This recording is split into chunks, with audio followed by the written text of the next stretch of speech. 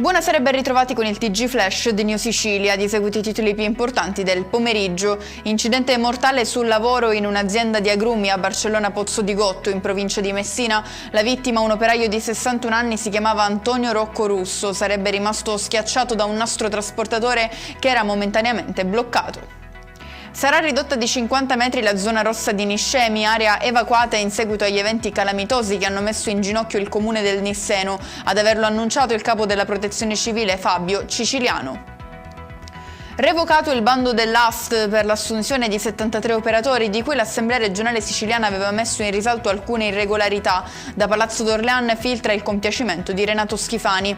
E sempre il governatore è intervenuto sulla vicenda italo-belga, società da mesi al centro di un'inchiesta giudiziaria che dopo più di 100 anni di gestione ha perso la concessione demaniale della spiaggia di Mondello. Il governatore ha spiegato come al primo posto abbia sempre messo il rispetto della legalità.